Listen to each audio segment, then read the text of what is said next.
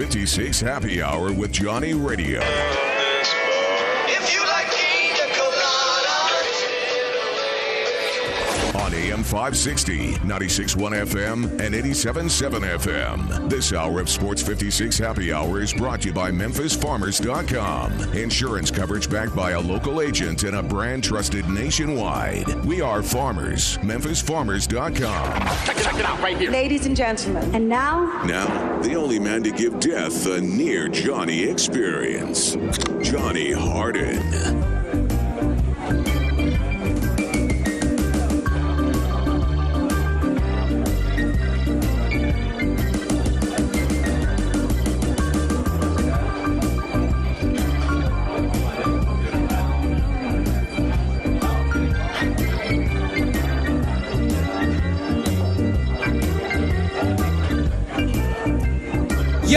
Yo, welcome into Sports 56 Happy Hour. I'm going to tell you all, today is one of those days that I pray that you're not too busy. I know life is changed in this world. Maybe you hopefully are collecting some cash. Maybe you're working and you have earbuds in. You know, I just hope at least you're working, making some type of money or doing whatever.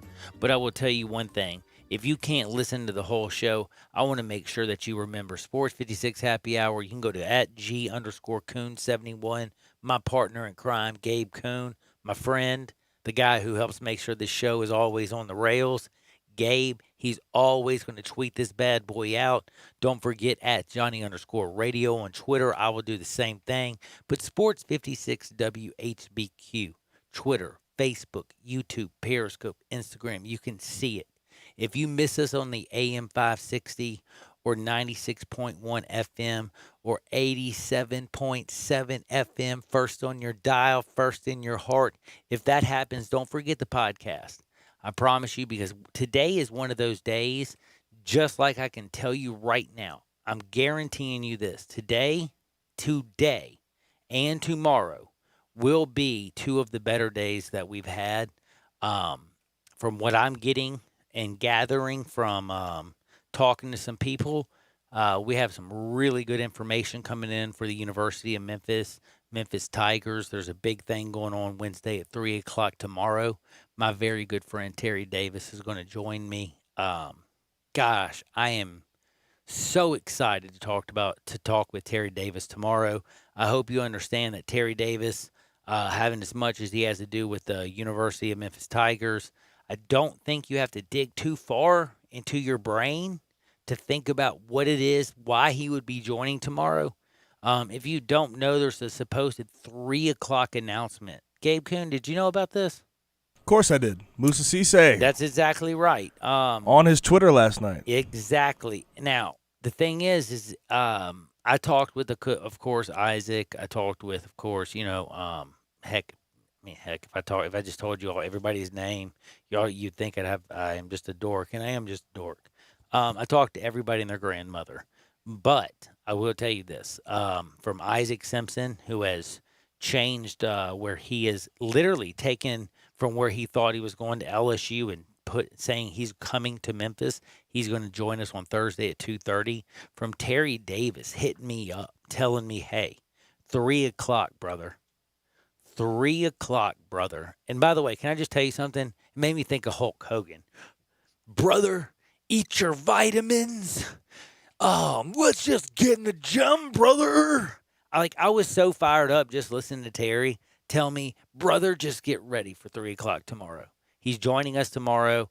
I think we are going to have amazing news. I think Wolo and Stats, the voice of the Tigers, Brett Norsworthy, the man of Ole Miss, two men who have done more radio than I've done, have probably had breaths. 3 to 6, they're going to drive you home. They're going to know what's happened. It's going to be a beautiful show tomorrow. It will be a beautiful day, I think, in Memphis tomorrow. I just have that good feeling.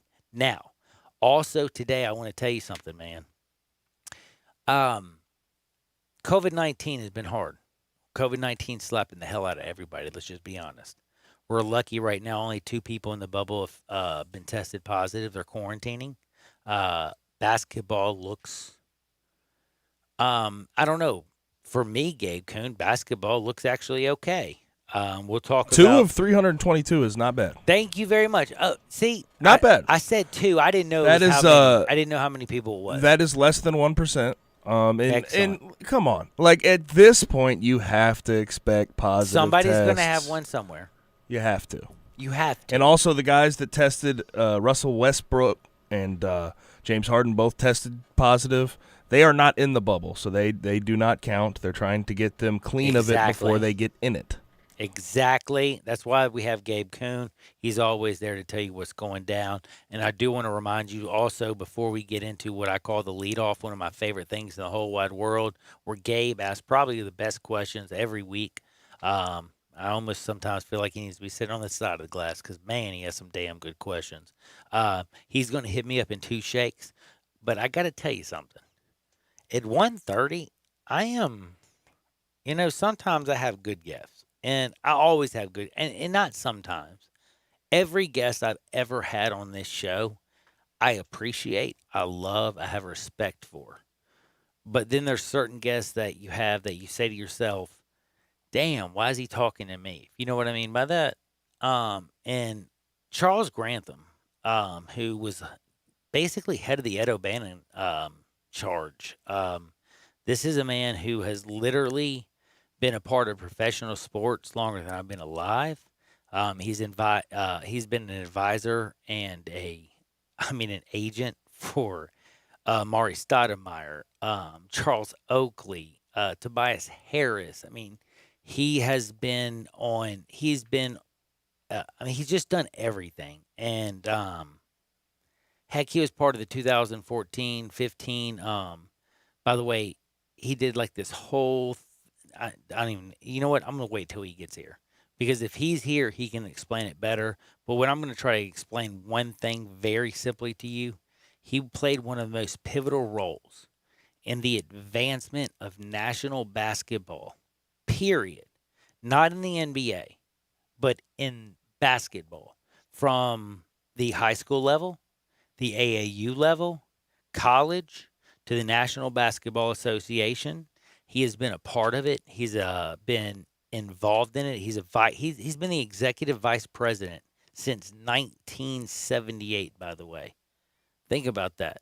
This is a man who he's helped transform the NBA, the National Basketball Players Association, and he's probably realistically had more to do with basketball than either one of us will ever dream, right?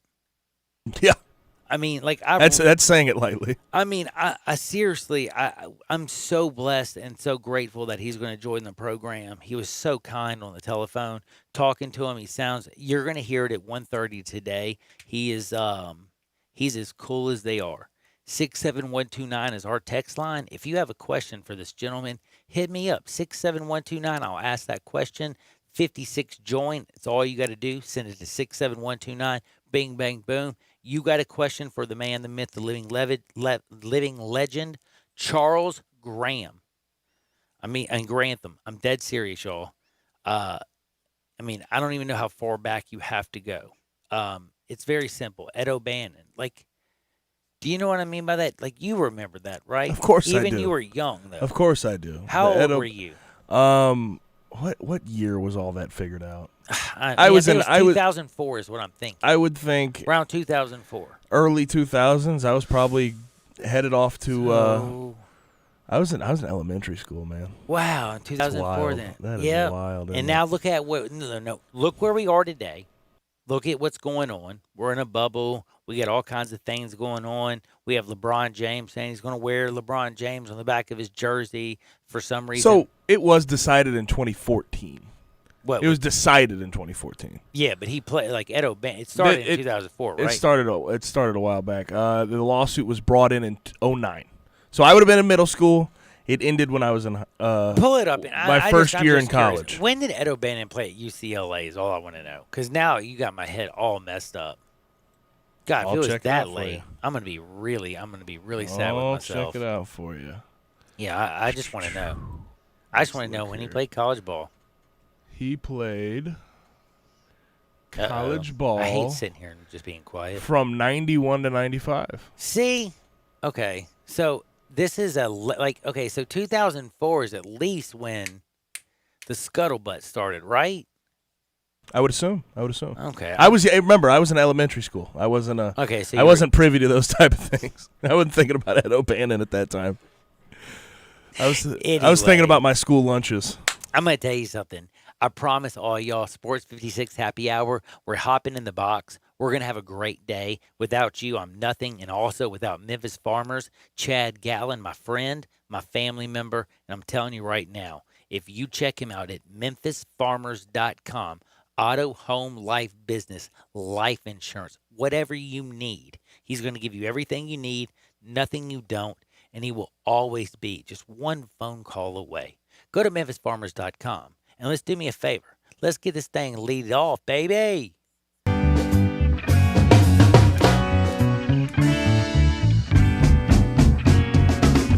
I went NFL heavy because we have some things we need to discuss outside of the NFL, right? That are pretty important, especially in college football. When you look at college athletics, what that's going to look like with COVID-19, we have a lot to discuss later on in the show. But I'm going to start here.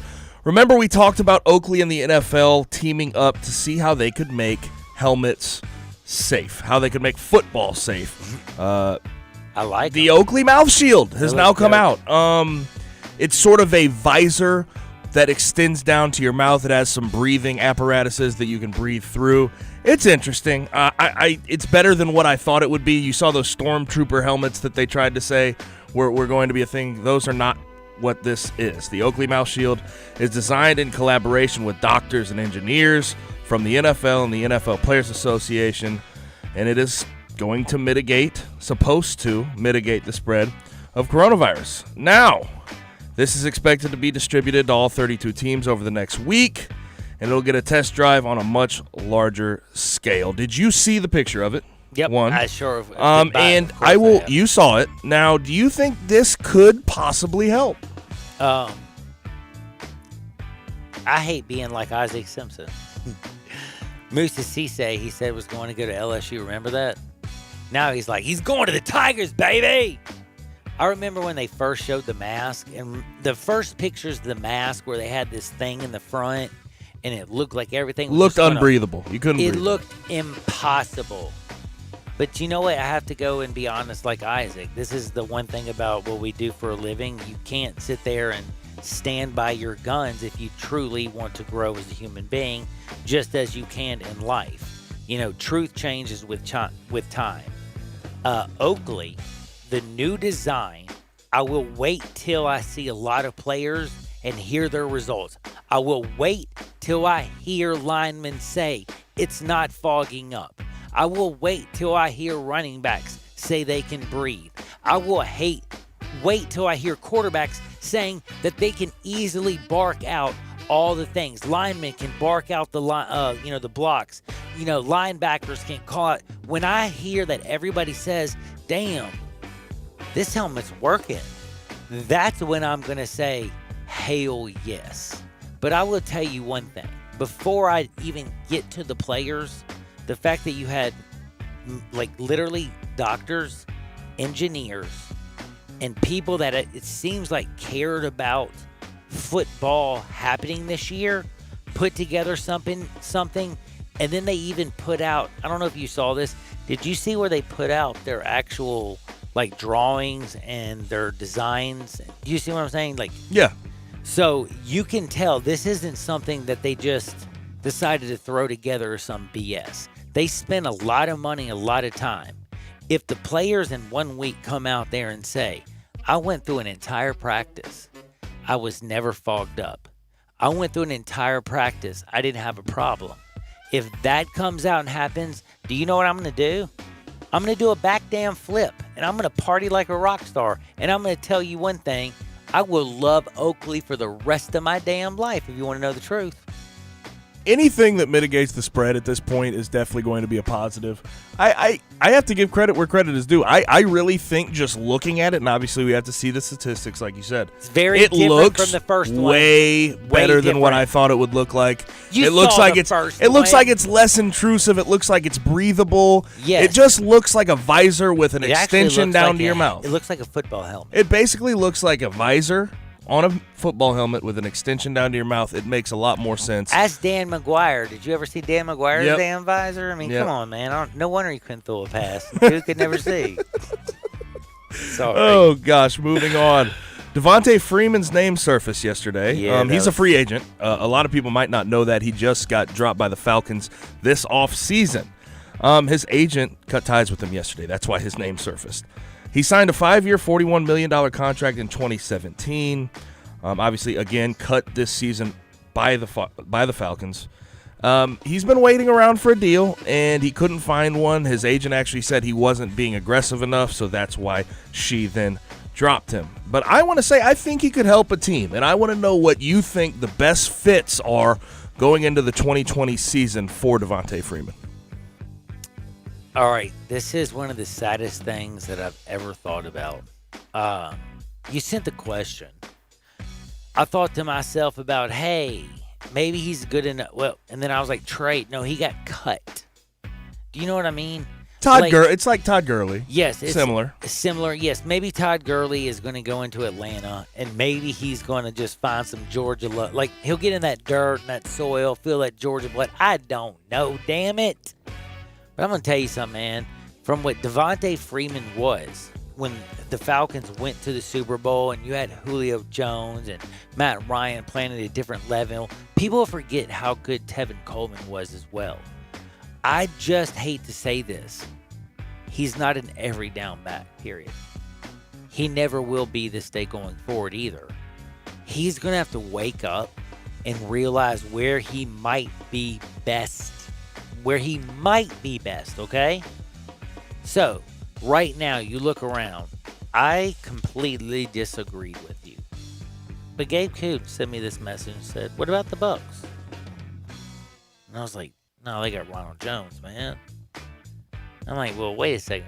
What's Ronald Jones besides the second or third or fourth or fifth or can't run everything? Like, he ain't a 4-down back, honestly. He can catch the ball to the backfield.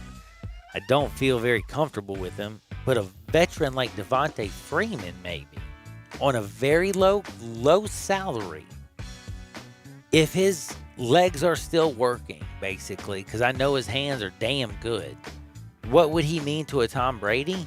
I can't think of another quarterback who could use him properly, is what I'm trying to say. Like, Brady will use Ronald Jones.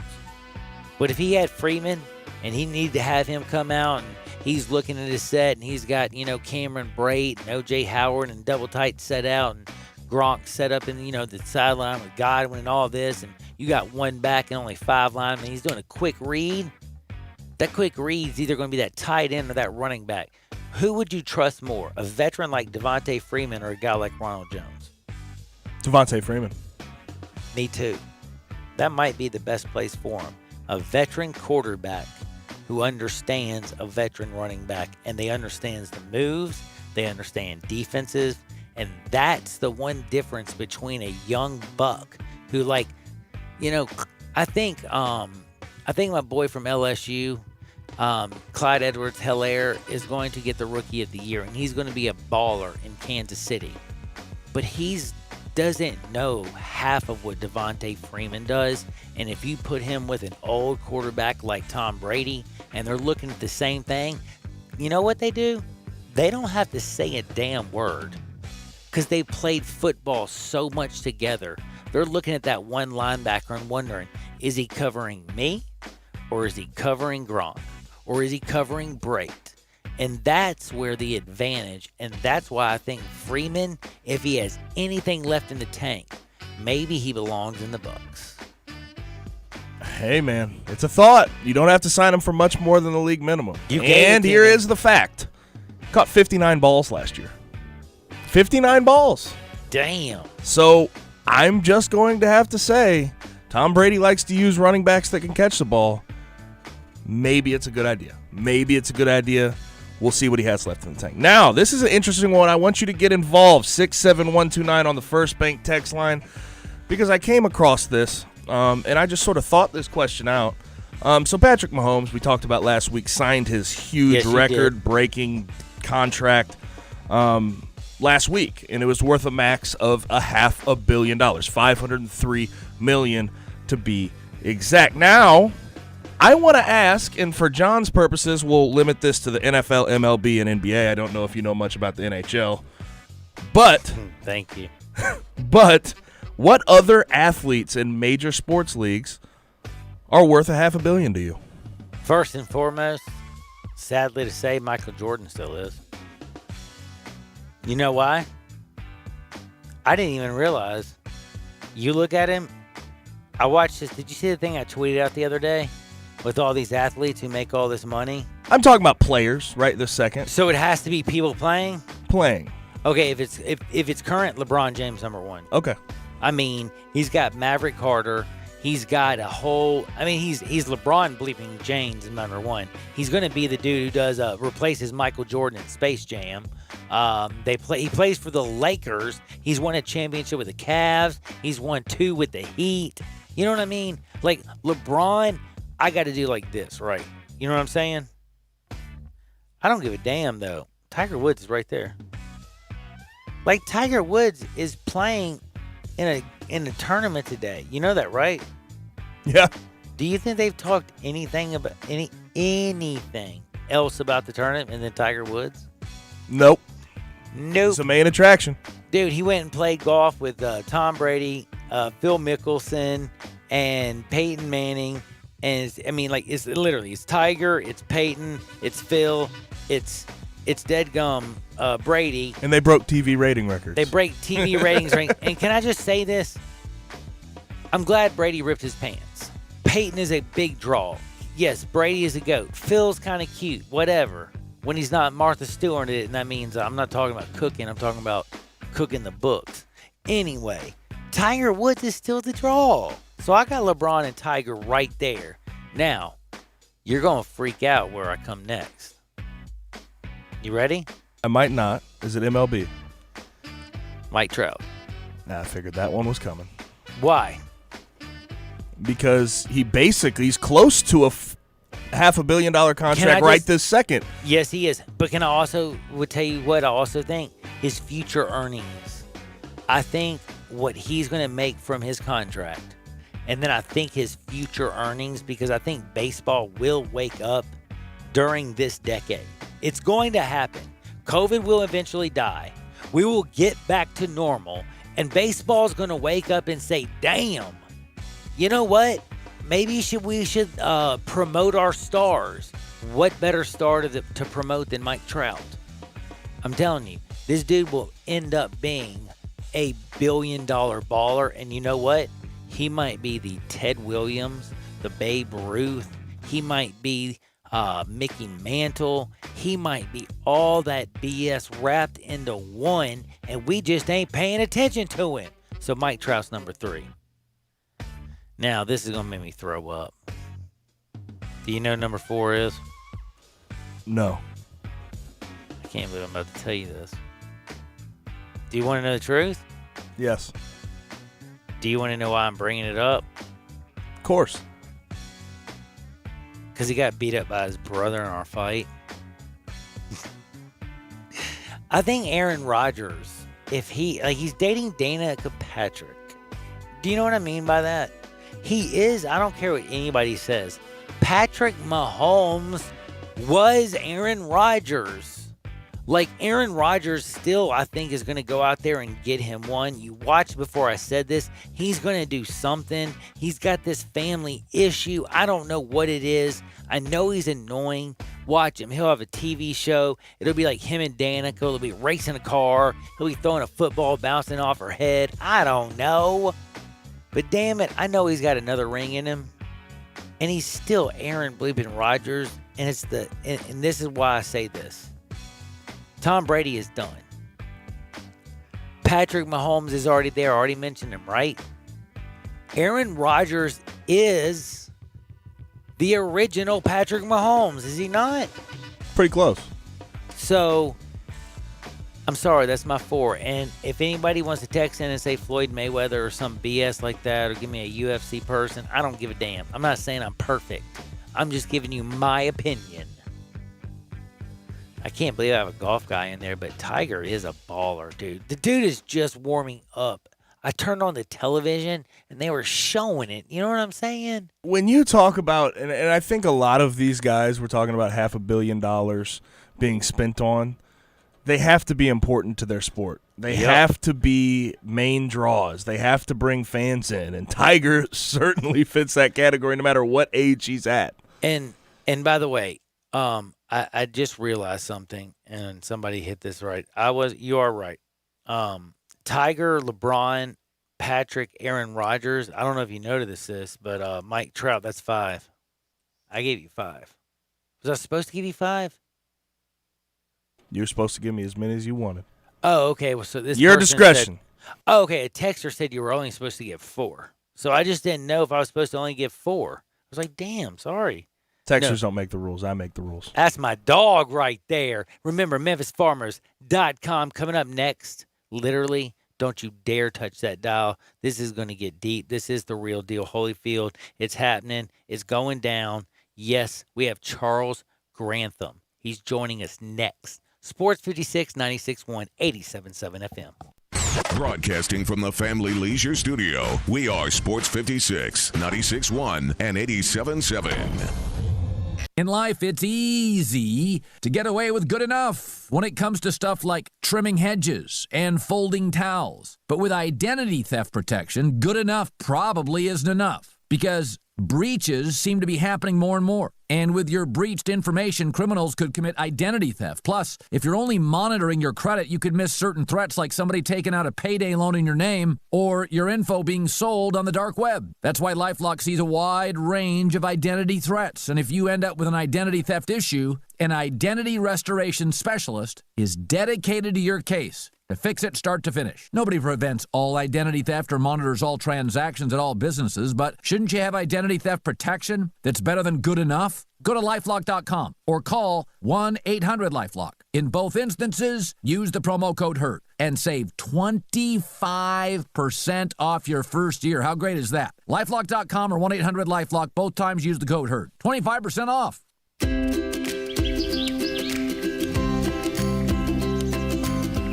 Summertime and the living is easy. No more cutting or paying utilities.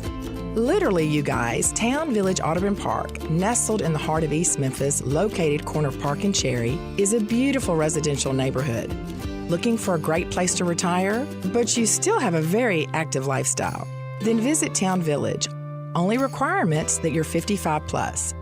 Prices per month starting at $24.50. The Gourmet Chef welcomes you to visit our restaurant and bistro. Package includes 3 complimentary meals per day, maid service, free local transportation, monthly coffee club, themed dinner parties, lots of fun. Visit us and call Daniel or Bo at Town Village Audubon Park at 901-374-7342. There's no place like home. Town Village Audubon Park. I Buy Houses, 901-406-1101. That's 901-406-1101. I Buy Houses. I Buy Houses will buy a house in any area, in any condition, and yes, it's guaranteed to close in 5 days. If you need to sell your home quickly, call 901-406-1101. If you've been through a divorce, if you lost your job, if you're tired of renters, I Buy Houses can get you your money quickly. I Buy Houses will buy your home in Shelby County, DeSoto County, Memphis, Bartlett, South Haven, Horn Lake, Olive Branch, anywhere and everywhere in between in any condition. And yes, they're open 24 hours a day, 7 days a week. I Buy Houses, 901-406-1101. That's 901-406-1101. Grab that pen, 901-406-1101. I Buy Houses. Got something you want to get off your chest? You better have a backup plan. Want to join the conversation? Someone needs to tell him he has to grow up. Join us on the First Bank phone lines at 360-8255 or the First Bank text line at 67129. Welcome back to Sports 56 Happy Hour with Johnny Radio. This hour is brought to you by MemphisFarmers.com. Insurance coverage backed by a local agent and a brand trusted nationwide. We are farmers. MemphisFarmers.com. Well, show me the way to the next whiskey bar. Oh, don't ask why. Al, don't ask why. Show me the way to the next whiskey bar. Show me the way. You know why? Because we are about to on Sports 56 Happy Hour. I'm dead serious. We are blessed. We are so fortunate. That's right. This is happening, y'all. I don't even know how I feel about this. I'm kind of nervous to actually talk to him. But the professor, Charles Grantham, also a man that you've probably heard from Ed O'Bannon case. You could have seen him on Vice News, maybe HBO. Do you ever read the USA Today? I've read his work in the USA Today. Basically, Charles has been everywhere. And again, he taught school at Seton Hall for a while. He's done everything. And he's been so kind. And I feel so blessed that he joins us down here in the Mid-South. Charles, how's life treating you? Well, so nice to have you as well. So thank you for the welcoming. And I'm doing okay. I mean, in this time of uncertainty, we all have to be careful. But quite frankly, as long as we are able to continue our work, things are good. No, that's exactly true.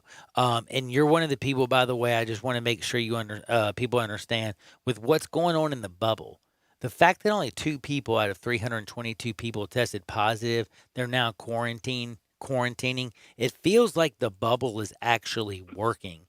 And for you, as somebody who works so diligently between the National Basketball Players Association and the NBA, and the fact that they were able to work this out, what do you realistically think about the players? Like Mr. Silver. How do you are you impressed? Do you look at other sports and shake your head? Do you want to just basically like hand a torch? How do you feel, Charles? Well, there are a couple of things that I think I'm excited about. One is that basketball is back to some degree, and as a big fan, I think along with the millions of other people, we're happy to at least see it come back. Of course, hockey is in a similar situation. They're coming back, MLS, and we have such an insatiable appetite for sports in this country that we're just happy to be able to see them play on television, recognizing that there will be no fans. But if I step back, I say I'm cautiously optimistic. I recognize that the NBA has done, quite frankly, a phenomenal job of putting all this together, this bubble with 22 teams, with immense protocols for health safety.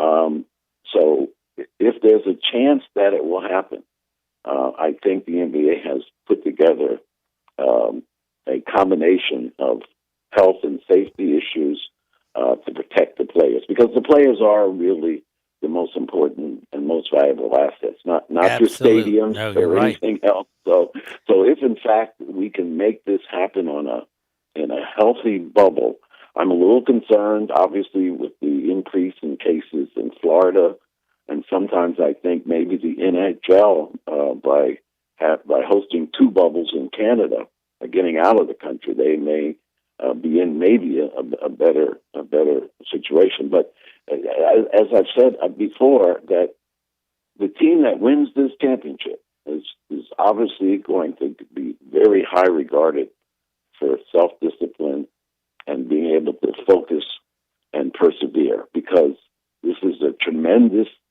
challenge. And from the standpoint of health and safety, in spite of the fact that they're in a bubble, and I think they're going to do well, I'm still very much concerned about any potential long-term effect for those young people who actually get sick. Now, so we're not out of the woods yet. It could very well be that we have an interruption again, but I think the NBA has pulled out all stops to try to make this thing a success. I will tell you one thing. I think Adam Silver, Chris Paul, the National Basketball Players Association, and NBA, and everybody's got together, and they've done such a fabulous job. I think this thing is actually going to take off. But I do want to actually, and I'm going to go there. I hope you don't want to beat me up, but I want to go there because you're one of the people who go back you go back as far as the early 90s. as one of those people. You wrote an article back in the day in the New York Times, I believe, where you said, college athletes, they should share in the revenue. Look at the concept that the NBA created. You said it would clearly work in college basketball, college football, and college sports. But I'm just kind of wondering now. It was 1990 when you wrote this article. It's 2020, and we are now in a pandemic with COVID-19, and we are now having to go back and look at these institutions that paid $75 million for a floating pond or whatever you call that at Clemson, or $25 million from one school just to pay coaches to not work. You look at just Ohio State paying, what was it, no, not Ohio State, it was Iowa. They're paying, Chris Doyle, $1.1 million to leave. You look at these numbers and it sounds like literal lunacy, but we want our young men to go out there and say, hey, you're doing this for your education. Again, you can pay for your education. It's ridiculous that an education these days is almost up to where it's almost north of $100,000 these years. And I do appreciate what these schools are doing for these athletes. But hey, I played baseball. We got a quarter scholarship. Football players get the biggest scholarship, Title IX.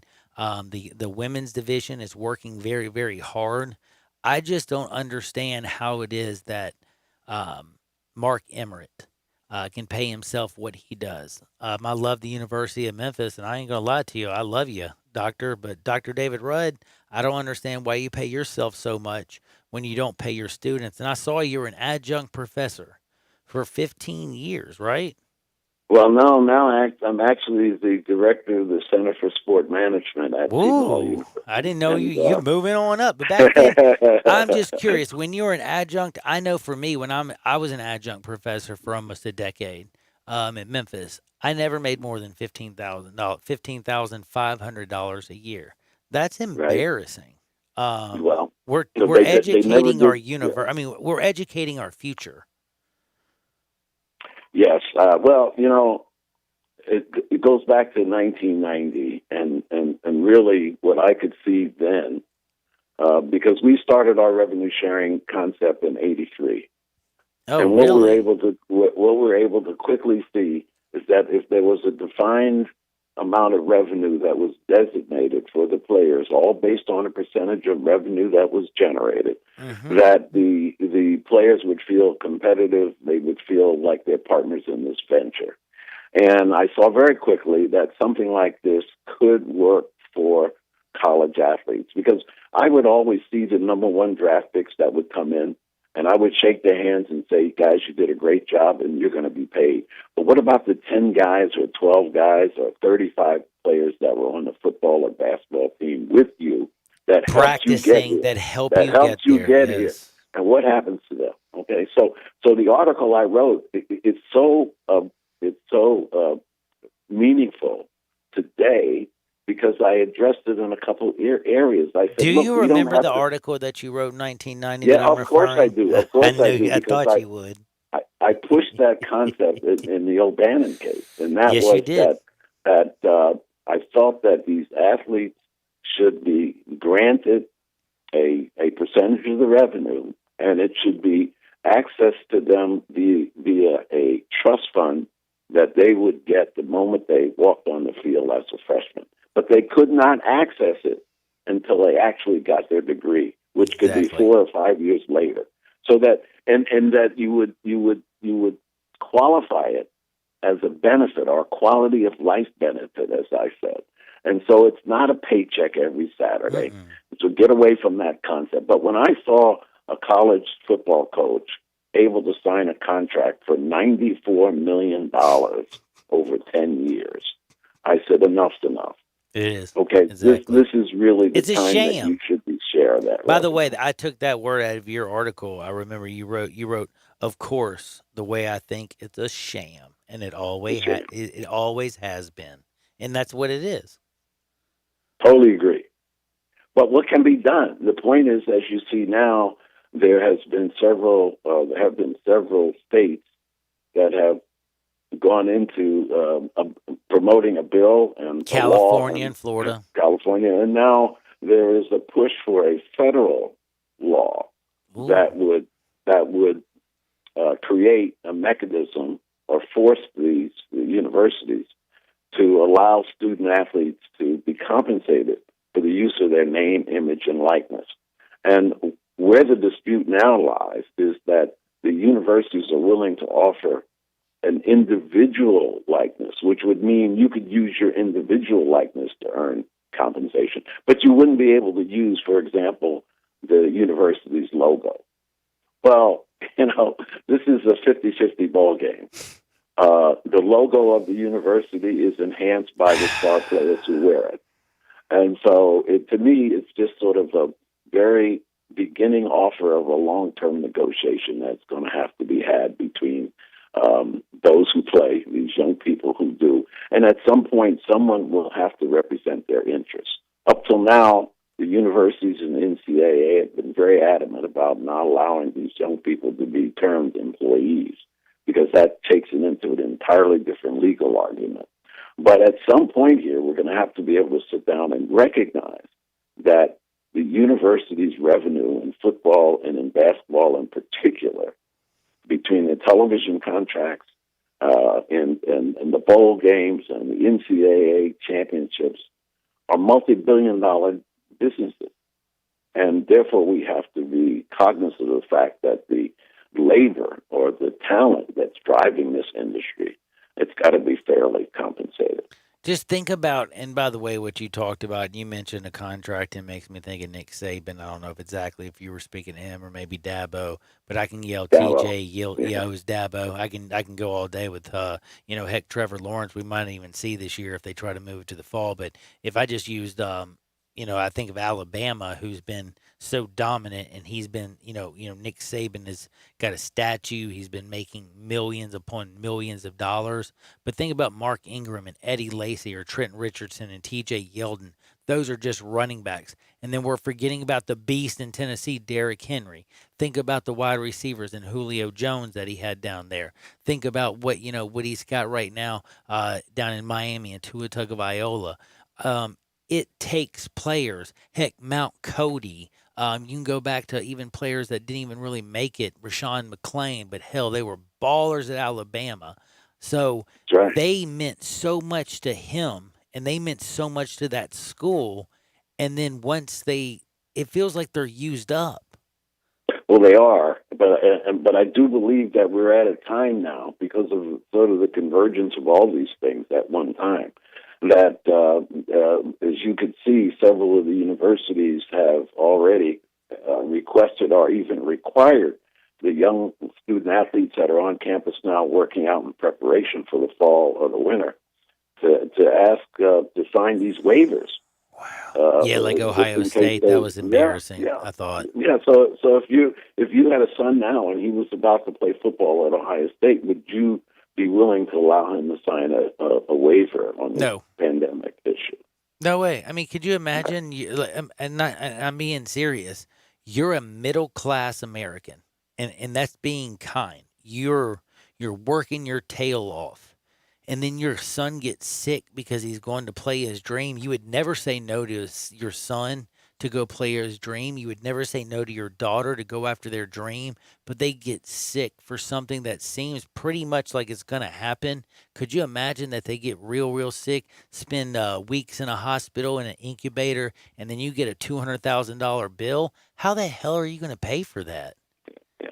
So all of these are issues that the NCAA is facing, the university system is facing.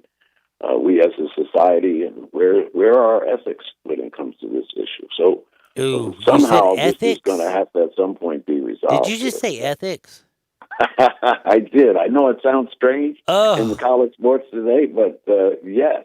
I haven't heard that word since I took journalism ethics with my teacher back in, oh my God, that was decades ago. But no, ethics is something that people also, that's something that needs to be taught. That's something needed people, like the golden rule, again, treat others like you want to be treated.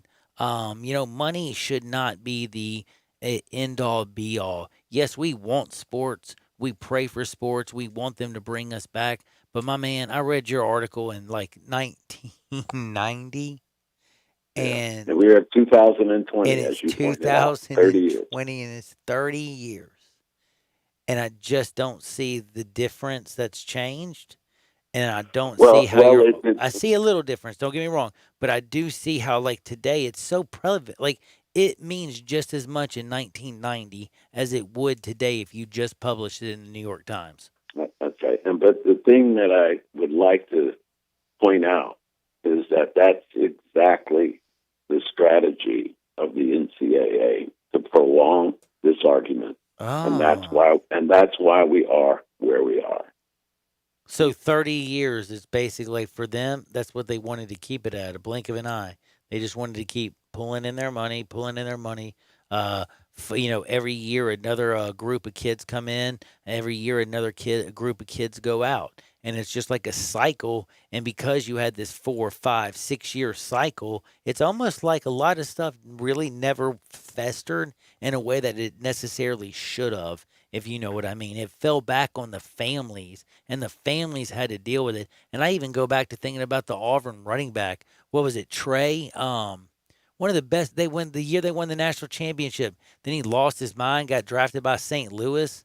They find him down there, and he's just not right in the head because he's taking too many hits. But who was there to help him?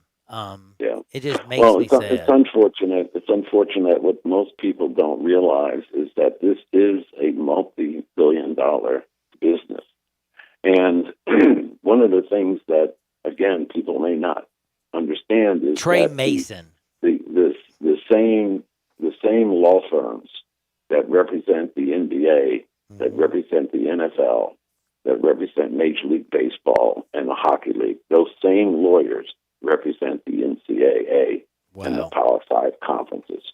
And they are paid to fight these issues and to extend them just as they have done for the last 20, 25 years. And you know what? That's exactly how it is. Now, I want to ask you something, and I appreciate you more than anything.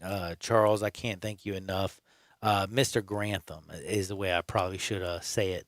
But thank you so much for joining us and our audience. And if there's anything before I say goodbye that you want to let us know that you're working on for us to check out, if there's something you want to plug, I would be honored to give you an opportunity to say whatever you want to say, sir. Okay, I appreciate that. And yes, something will come up because the fight continues. It does, doesn't it? Yes. Hey, we're going to make this, Charles. I hope I don't bother you in the future. Now that I have your number, I'll probably send you a text here and there. But I hope you're doing well. I hope life treats you well, and I hope we end up winning this fight. You know what I'm saying?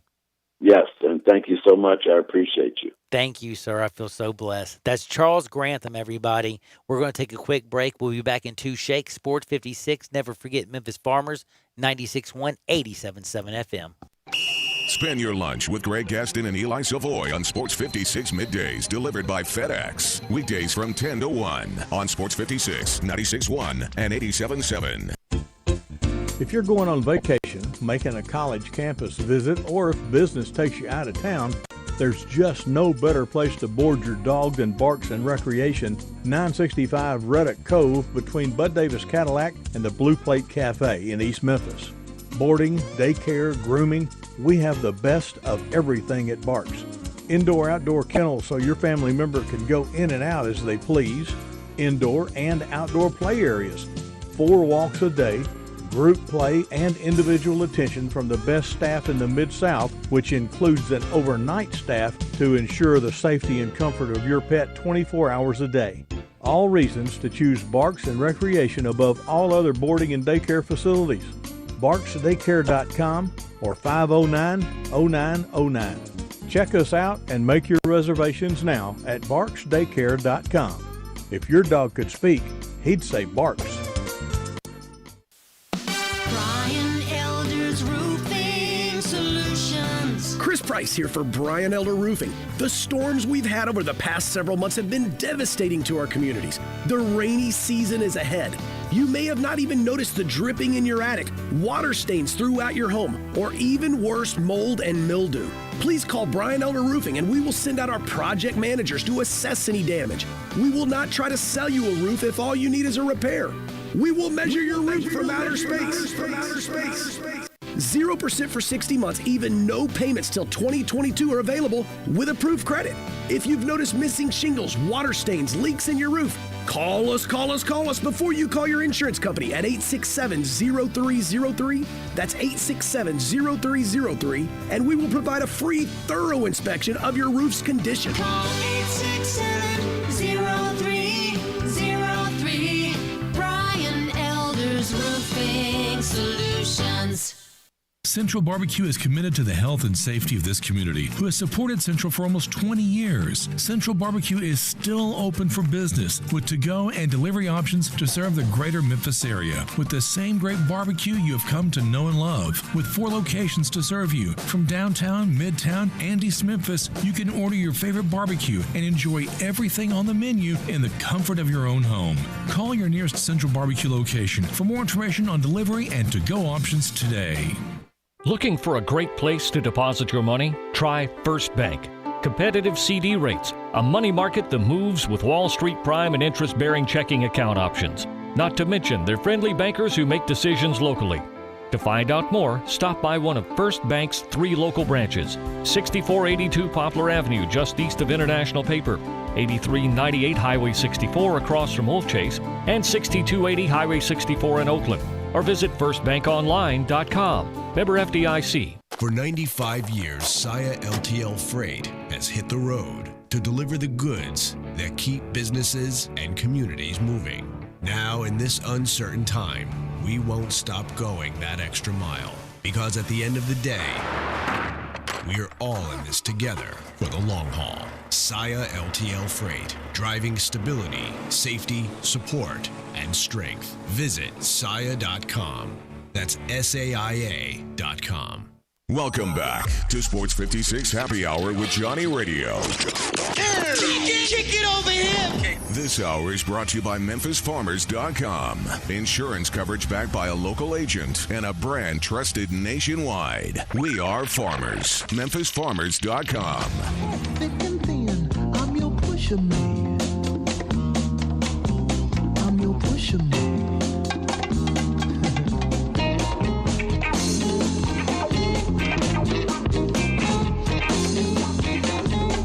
Oh, yes, I am your pusher man. Welcome into Sports 56 Happy Hour. How blessed are we? We're chilling in the Family Leisure Studios. Yeah, that's right, where family and fun come together. Family Leisure, 2120 Witten Road, just north of I-40, baby. I call it what do I call it? Of course, the Toys R Us for adults. You know, we don't like toys when we get old. We don't want Hungry Hippo. But you know what? You get a dope bar, a brand new pool, patio furniture.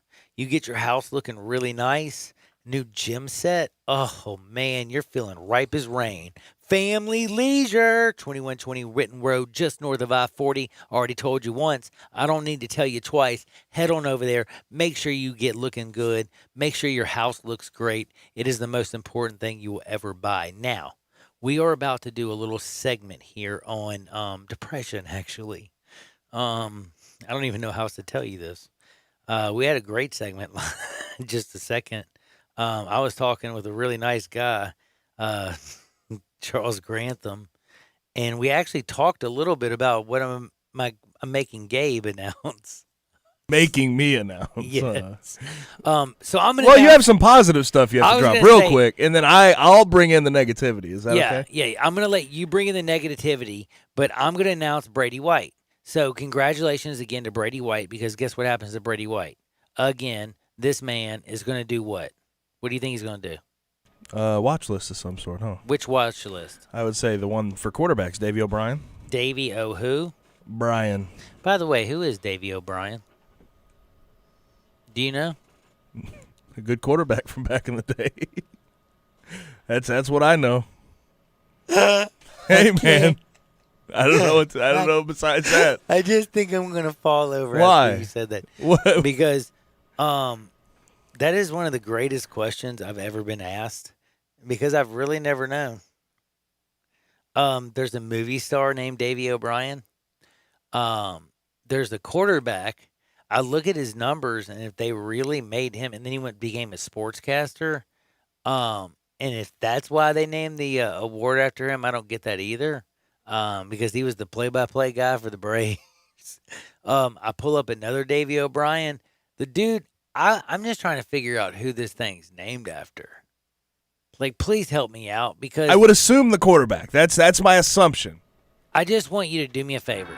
Let's have some fun real quick. Before you give us the nightmare news, let's all 67129 figure out how Davey O'Brien is during All the right, break. time for some nightmare news. Now, and nightmare news, I wouldn't call it. It's a little negative. It's something that a lot of these colleges and high schools are going to have to start doing to their athletes and probably students in general.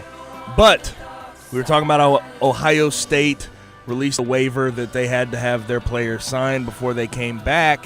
It turns out University of Memphis had a very similar waiver. Before they returned to campus on June 6th, they had to sign a waiver releasing the university from any liability from illnesses related to COVID-19.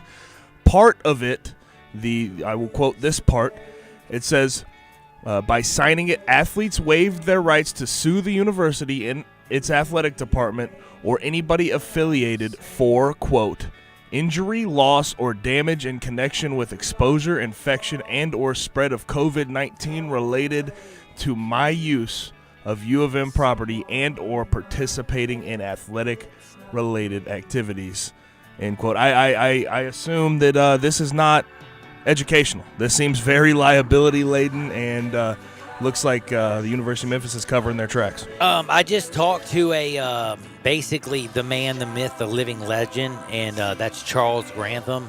He basically told you before I mentioned Memphis what Ohio State's doing BS, what college is trying to do to these young people is BS. But do you want to know who Davey O'Brien is? In 1977, directly after the death of O'Brien, the award was established, the Davey O'Brien Memorial Trophy, and it was given to the most outstanding player in the Southwest Conference. Texas running back Earl Campbell won the trophy, a couple other running back trophies. Then it went to Ty Detmer, Danny Warfel, and it's become a quarterback trophy. We'll be back in 2 shakes. And if the dam breaks open many years too soon, and if there is no room upon the hill. Great news, sports fans. The Butcher Shop Steakhouse is now open for dine-in service. Make a reservation and enjoy a mouth-watering steak dinner. Or, if you prefer, take it curbside. In addition to their fantastic steaks, the Butcher Shop Steakhouse has a variety of entrees, including Canadian lobster tail, crab-stuffed shrimp, pan-seared red snapper, and fresh ground steak burger with portobello mushroom sauce. Planning to cook out? The Butcher Shop Steakhouse offers a great selection of fresh Angus beef, hand-cut steaks and burgers, lamb chops, Atlantic salmon, and more. Make your reservation for dine-in or pre-order for curbside pickup.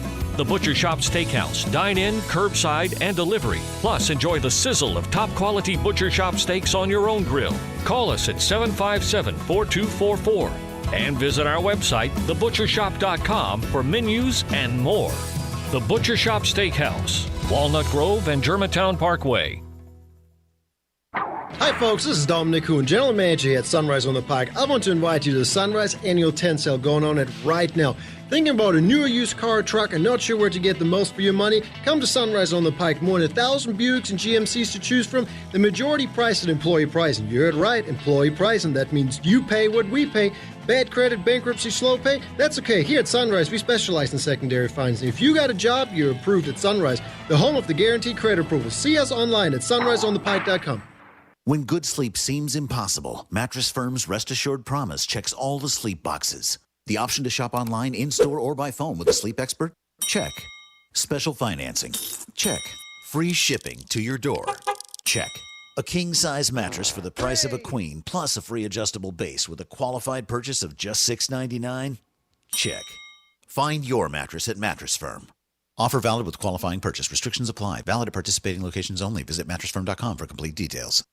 Summer memories. You can make them just as easily in your own backyard, like sharing your secret burger recipe with your kid and showing them how to cook it just right, or just chilling with the family and figuring out the constellations.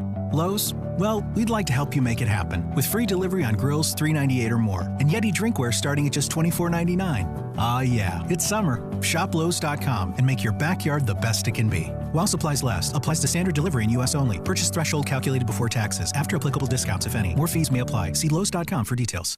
We are real sports talk. Sports 56, 96.1, and 87.7. Available on your radio dial at 560 AM, 96.1 FM, and 87.7 FM. As well as online around the world at sports56whbq.com. Take us with you everywhere on your phone or tablet by downloading the Sports 56 app. And at home, tell Google or Alexa to play Sports 56. Wherever you are, stay tuned to real sports talk. Sports 56, 96.1, and 87.7. Got something you want to get off your chest? You better have a backup plan. Want to join the conversation? Someone needs to tell him he has to grow up. Join us on the First Bank phone lines at 360-8255 or the First Bank text line at 67129. We are Sports 56 WHBQ Memphis, WIVG-FM Tunica Memphis, and WPG-FLP Memphis, Flynn Broadcasting Stations. Welcome to Sports 56 Happy Hour with Johnny Radio.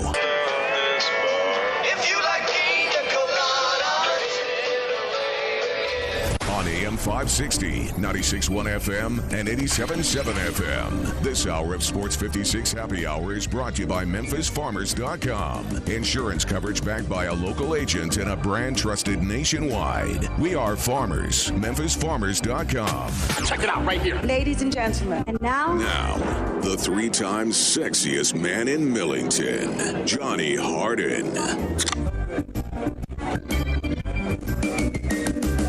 Yo, yo, yo! Welcome into Sports 56 Happy Hour, and I'm very happy. I've had a great day.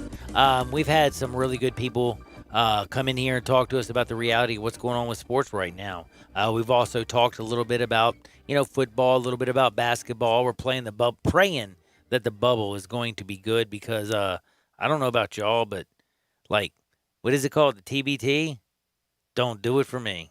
But we will. Hey, in Hardenwood, I have some stories for you about the bubble.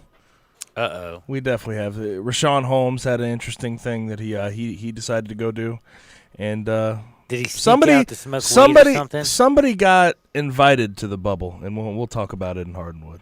Hold up, are y'all? By the way, can I ask you a question? If you had a choice, and you can only bring one person, your wife or Cheech and Chong, one of them, who are you bringing? My wife. Oh, hell no. See, Cheech and Chong. I'm just trying to think of a guy who's a chiefer.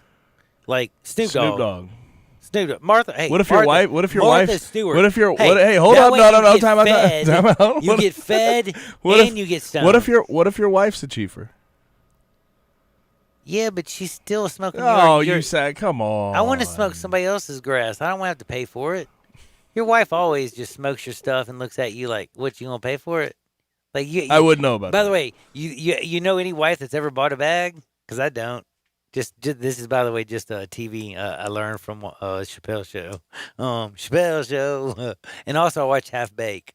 And then I think there's a thing on, it's called, what is it, Narcotics on Vice. Have you seen it? Or maybe it's Netflix. Have you ever seen this? Called Narcotics. Yeah, that's it. Narcotics. Have you seen it? You sure? I think it's called Narcotics. Is it like a documentary series? Yeah, it's got Pablo Escobar. Oh, no, Narcos. Narcos. It's not a documentary. It's yeah, I've seen that. Of course, it's not a documentary. I stopped watching. No, it's it's a actual I don't know what you would call it. Nonfiction. I mean, it's him. It's his story, but it's not like a. Hit some AK-47. It's not a documentary, though. It's not a documentary. It's a show about it. Well, I mean, it's a docu-series is the way I like to put it. It's got when I think docu-series, I think narrators, and they talk to several different people, and it's real life. They're yo, let me show you how it really was, and we're going to put actors, and we're going to do making tons of yay, and then fighting the Mexican cartel. You know what I'm saying? That's why I called Narcos. Wasn't that how it was? I mean, I guess that's what that is. I don't think they would call it a docuseries though. Well, I don't call. I don't think that's technically a docuseries. I don't call Breaking Bad a docuseries. Because I it's call not. that a nightmare. See, that's what I'm saying. That's the separation. Like Narcos is a docuseries. It's kind of like a World War II gold. or Ancient Aliens. Tiger King is a docuseries. Tiger King is crazy. It's a docuseries. Like, okay, you're documenting, talking to the people, the real people. This is a 2020 docuseries I'm making up. It's a new word for, instead of getting like these crazy lunatics to do reality TV, because I'm so sick of the Kardashians and reality TV, we're going to get real actors to play lunatics. So we're just going to talk about lunatics. We're going to do a movie on lunatics. We're going to say it's real, but we're not going to actually put the lunatics on TV. Does that make sense? To you, it does. I can't stand you sometimes. I love you, but I can't stand you. God, dog. Now, I got to bring this up. What in the heck is going on? So, I thought LeBron James got hit upside the damn head when he said he wasn't going to play for Cleveland anymore. They were burning his jersey in the streets. Now, at least this isn't in one place in the world. This isn't in Cleveland. Like, people are going crazy all over the world because he said he's going to wear his name on the back of his jersey. Now, just so you know, Joel Embiid said the exact same thing yesterday. Do you know how many people said anything about it? Tony Kornheiser. That's it. Mike Wilbine. Oh, he made it to the NBA. He's proud of his last name. Oh, cool. African heritage or something. I don't know what I didn't pay much attention. Now LeBron James won't wear, I don't know, what do they want him to wear? Like, his name is LeBron bleeping James. I'm assuming based on what they're talking about, they want him to wear a separate message. But, I mean, Okay, can I ask you something? If you give your money, if you speak on something, if you support something. You can put your name on the back of your jersey. I have no problem with it. And then you want to say, I am LeBron James, and I am out here balling, and I'm playing for a championship because I'm a baller. Hey, y'all can do your other thing. And by the way, J.R. Smith, I would wear anything but Smith on the back of my jersey because everybody, the last time they saw your butt play, they were like making fun of you, okay? So I can see him wanting to wear something different. But, dude, if you're a superstar, I just want like this. All eyes on me. And then, by the way, you know what he gets to do? Because he's LeBron James. When he's sitting at the podium, they don't see the back of his jersey. He gets to sit there and talk into a microphone about any damn thing he wants. He didn't have to turn around and be like, hey, how you like the back of my jersey? He just gets to speak. I'm proud of LeBron James. He'll also be playing on a court that says Black Lives Matter on it. Again. Well. There's another You didn't point. mention that, did you? Well, I mean. No. I'm just saying, like, if anybody's going off and getting mad at him for not wanting to put an extra message on his jersey, I find that really tacky. Like, let him wear what the hell he wants on his jersey. I just want to say something.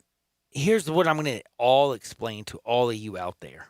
And I hope you hear what I'm saying because I don't mean this disrespectful. Actions. They are so much more important than words. Words can really, really hurt people, though. So take your words very serious because you can absolutely, by just a couple stupid comments, you can hurt somebody. For a couple stupid sayings, you can yell at somebody and you can be a Karen or whatever. Your words can hurt. But if you want to uplift, actions speak so much louder than words. And I was always told this and I didn't understand it till I got older. The road to hell was paved on good intentions. Because damn, man, I've had so many good intentions.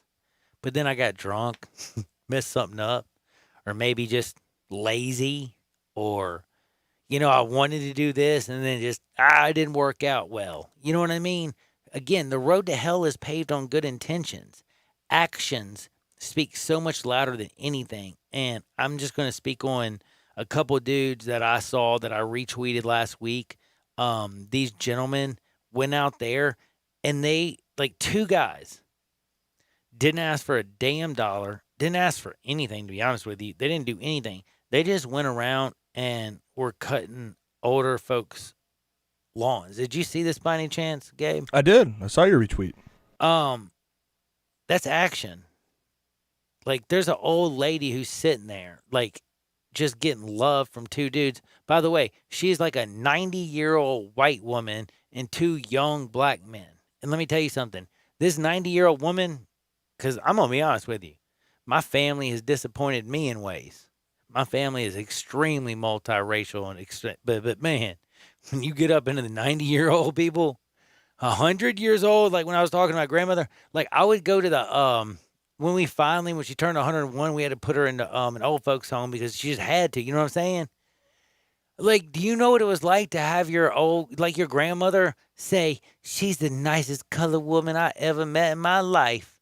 Granny, it's like 2015. You can't say that. Like, please don't call her a colored woman, please. But you know, what are you going to say to a 101-year-old woman? You know, she's born in 1910. Like, damn. You kindly explain.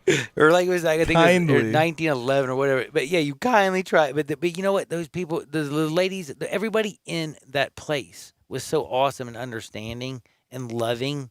And what I'm trying to explain to you, it's very simple is that, you know, we can put words on the back of our jerseys. We can put words everywhere. I can say anything I want to you.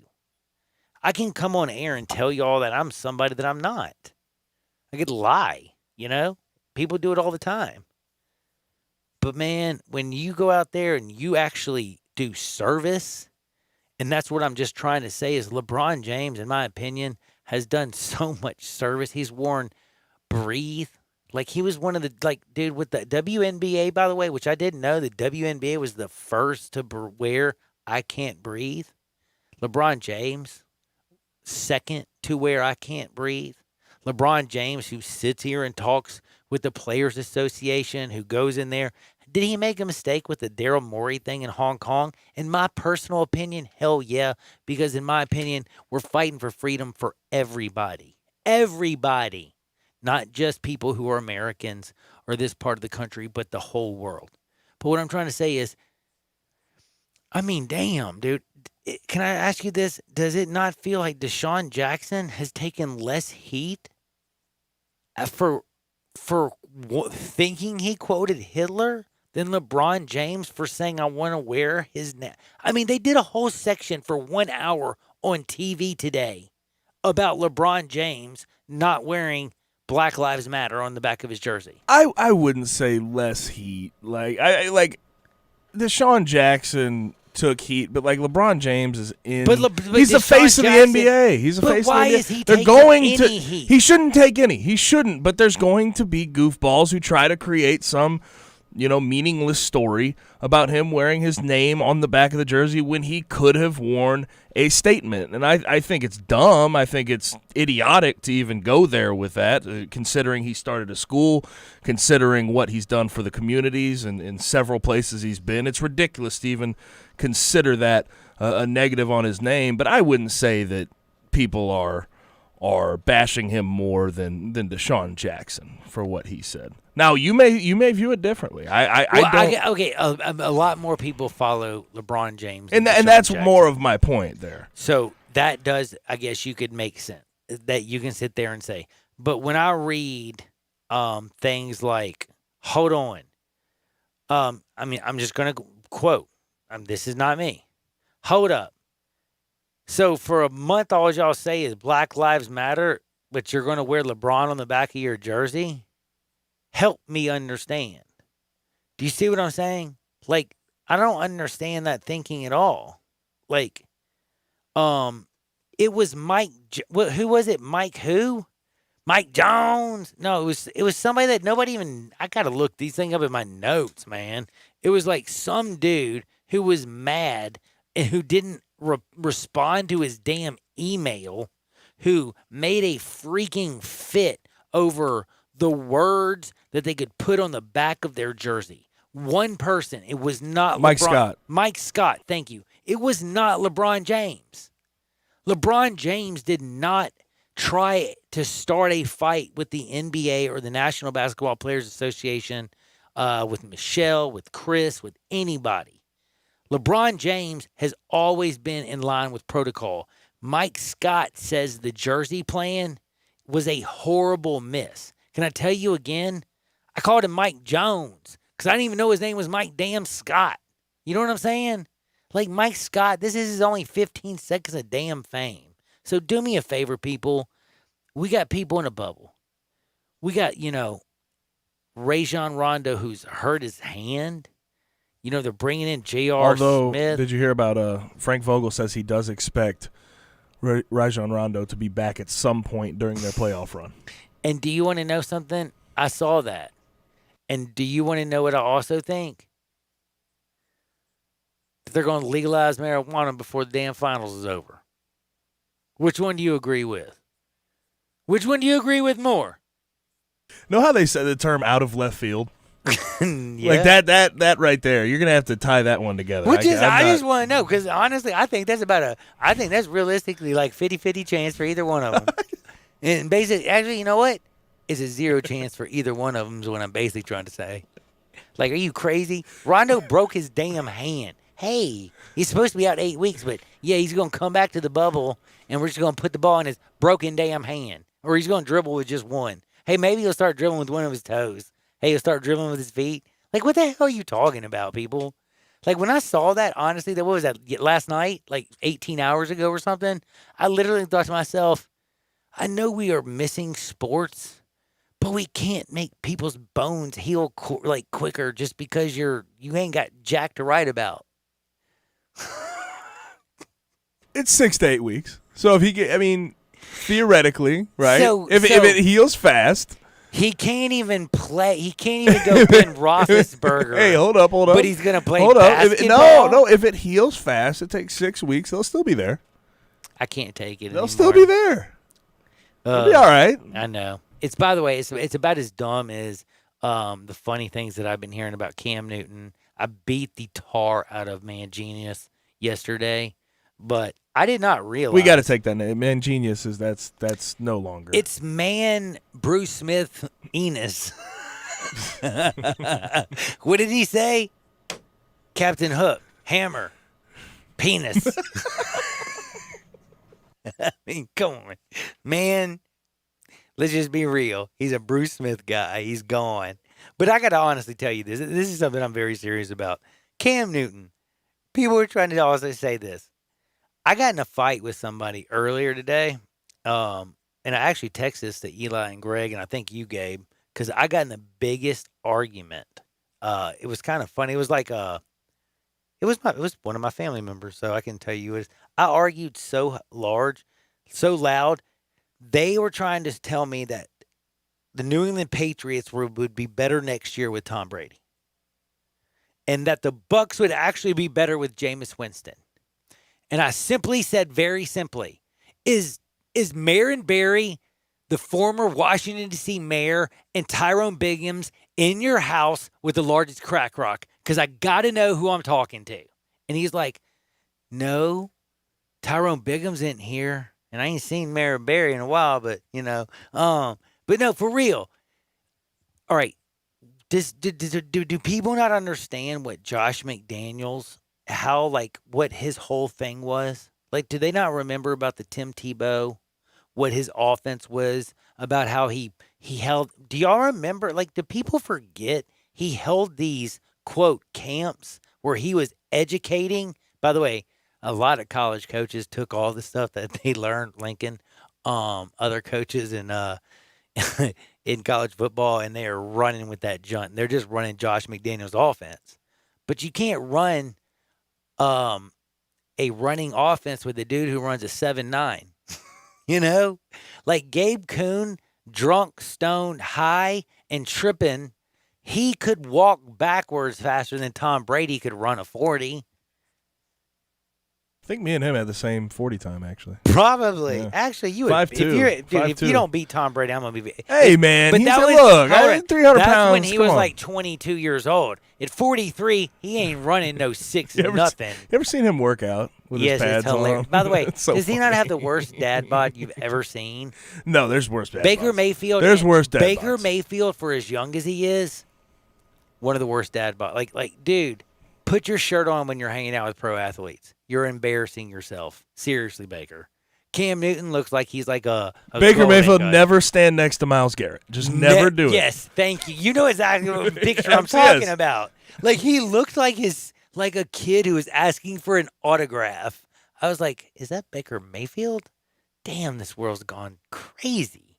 But anyway, I did tell you all again, Mike Scott, he's gone crazy. Everybody's making fun of all these people jumping on this person's blank, people jumping on this person's blank. By the way, I did find out from Nunzio and Samstown, they have texted me. If you want to bet on the NBA, I don't know if they want just to let me know or they're just going to let me gamble, but they just said, come see me. So does that mean that everybody can come down there to bet? Or is that just me? Was the text message just to you? I mean, it was just to me. Then I would assume it's for you. Okay, I'll shut up then. Never mind. Disregard. But anyway, point is, I do really believe that Josh McDaniels is a very good coach. He knows about running. He has Sony Michel. He has Julian Edelman. He does not have Mike Evans or Godwin. He doesn't have all these tight ends out the frame. Let's have this conversation. Has a monster of a man playing quarterback. Let's go ahead and have this conversation. Go ahead. Because me and you had a little bit of it earlier. All right. You don't think that Josh McDaniels' offense, how it was under Tom Brady, and I think Tom Brady had a lot of say in that. I think it was great. Now, I think Tom Brady had do more you say think than it will have to morph? No, it'll to fit just go Cam in. Newton. Well, no, they're just going to go to Josh McDaniels' offense. He's always wanted to run. Josh McDaniels has always said he has had to adjust his offense to Tom Brady. Josh McDaniels, when he So left, does that make it better to you? Does that make it better? In my opinion, yes. Then 13-3. Because you have Bill Belichick, who is a D genius. He gets to just pay attention to D. That D is dope as hell. You got running backs out the damn frame, don't you? You got a pretty damn good offensive line. You don't got any wide receivers worth a damn outside of Julian Edelman. Let's be real. So what I will say about the offensive line is they've built that offensive line with relative nobodies to block for Tom Brady standing at 7 feet or 7 yards depth behind it, one and spot. being a statue in one spot. So I just wonder what that offense will look like. Here's I the really one thing do. I And I think I think personally it has to morph. I got the best quote. Tom Brady, here, hold on, the damn thing didn't come up. Shoot. Has a bunch of deadgum numbers instead of the article, of course, for some reason. Why deadgum? I can tell you what the article said. It was Josh McDaniels basically saying that Tom Brady is the GOAT, greatest quarterback I will probably ever coach. He said the offense, though, I've always wanted to run in the National Football League was more than just a one-dimensional offense. It wasn't about getting the ball out of your hand in 2.7 seconds because that's really what Tom did. It was dink and dunk and dink and dunk and dink and dunk and dink and dunk. It was pre-reads. He wants to run. He wants Sony Michel. He wants White. He wants to do play action, and he wants a beast of a quarterback. That's why he drafted Tim Tebow, 17 overall with Denver. And now he has Cam Newton, who was once an MVP, and this guy can actually throw. I'm telling you, Josh McDaniels has been doing more with his elbow than Ben Roethlisberger did when he was addicted to porn. Don't you dare touch that dial. Hardwood's next, baby. Sports 56, 96.1. Happy Hump Day, 87.7 FM. Listen online anywhere, anytime at sports56whbq.com. It's the perfect time for a powerful business refresh during Dell Technologies Cyber Savings Event. It starts now with up to 50% off high-performance Windows 10 business laptops, desktops, and servers, plus top-brand electronics. It's also your chance to streamline IT and simplify PC life cycles with PC as a service. Dell Technologies recommends Windows 10 Pro for business. Call 877-ASK-DELL for a Dell Technologies advisor who can help you find the right tech. That's 877-ASK-DELL or visit Dell.com/smallbusinessdeals. We started Untuckit to create the perfect untucked shirts. Along the way, we had other great ideas, like super comfortable polos that come out of the dryer looking crisp, wrinkle-free, and always at that just right length. Choose from our traditional PK, easy wrinkle-free, and performance styles that wick moisture, so even when it's hot in the shade, you'll feel cool and dry in an Untuckit polo. Try our famous polos now at untuckit.com or any of our 85-plus stores. Untuckit, shirts designed to be worn untucked. Eat well and stay healthy with Sweetgrass Next Door's to-go and delivery service. From shrimp and grits to pork chops to chocolate chip cookies and more, feed your need. Located in the heart of Cooper Young Midtown, Sweetgrass Next Door makes for an easy to-go, pickup, and delivers to all of Midtown, most of downtown, and even East Memphis locations. For more information, visit online sweetgrassmemphis.com or call 901-278-0278 to place your order today. When it comes to flooring options for the pro, no one covers floors better than the Home Depot. With over 300,000 flooring supplies online, plus in-demand styles, from modern mosaics to waterproof vinyl and laminates, we buy more than anyone else, so you'll save more than anywhere else, with everyday low prices and even bigger savings when you purchase by the pallet. The pro's best option when it comes to flooring. The Home Depot. How doers get more done. U.S. only. There's a new commissary in town in Collierville. Germantown Commissary is doubling. Yeah, they're still going to have the old Germantown Commissary by the tracks, but now there's a huge new Germantown Commissary in Collierville at Poplar and Houston Levy Road. It's huge, too. There's a drive-through. There's plenty of parking. No telephone pole to get in your way. A cool patio. It's right by the track, so the tradition continues. And this is a tradition that's been around forever. That commissary is famous for hickory-smoked, slow-cooked Memphis-style barbecue. They've got a private party room at the new one in Collierville. Self-catering still continues. Party packs for $5.95. Basically, the great ribs, the great pulled shoulder, the great deviled eggs. Everything is there in Collierville and Germantown now. So there is now a Germantown and Collierville style of barbecue. It's called Germantown Commissary. Now back to Johnny Radio's Happy Hour. Here we go. On Sports 56 and 87.7 FM.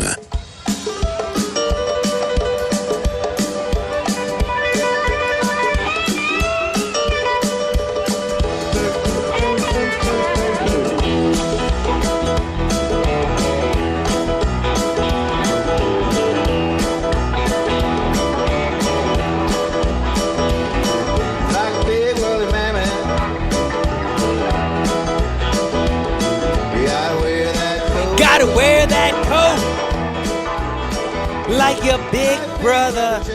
Hey, you know what? They're just hanging out in the sand, you know? If you're walking in the desert sand and you had a woolly mammoth coat on, I'm just going to tell you a secret. You're hot as hell. I'm going to get me a woolly mammoth before I die. And you know what? I'm younger. I mean, I'm older than Gabe.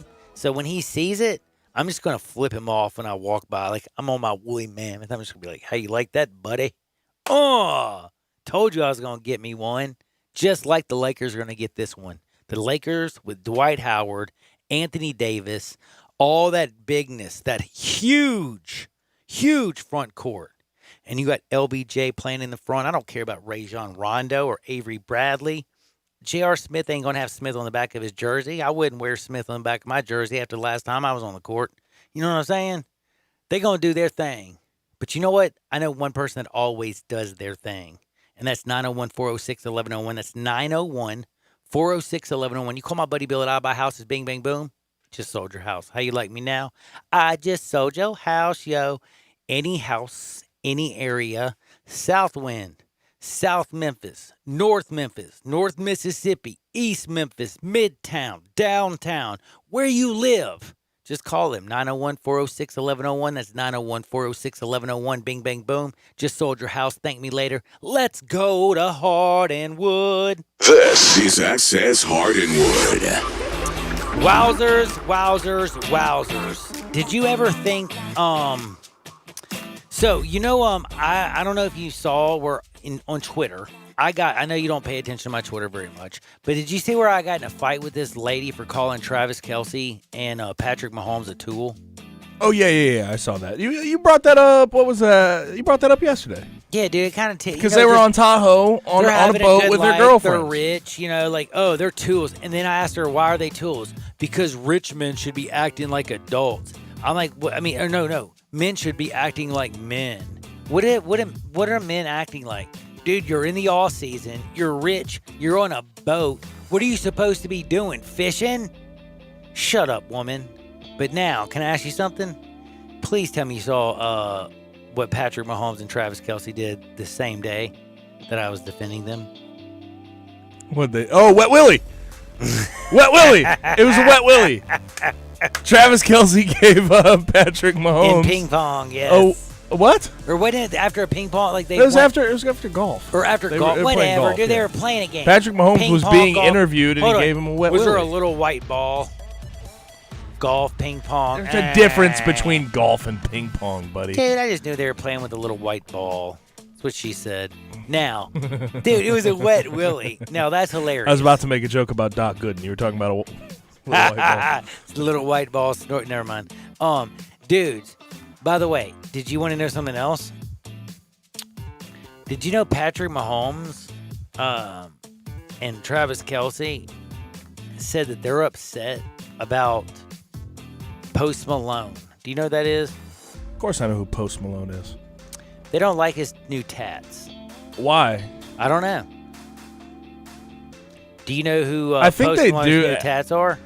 I think they do like those tats. Are they being sarcastic? See, this is where No, I he hate has Twitter. have you seen Post Malone? Yes, but did you He's see got like what a bunch of face tats He's and got neck tats all over. Yeah. But he got tats of Patrick Mahomes and Travis Kelce winning the Super Bowl. Autographs. It was Yes. autographs. He tatted their autographs. Okay, on. so here's my question.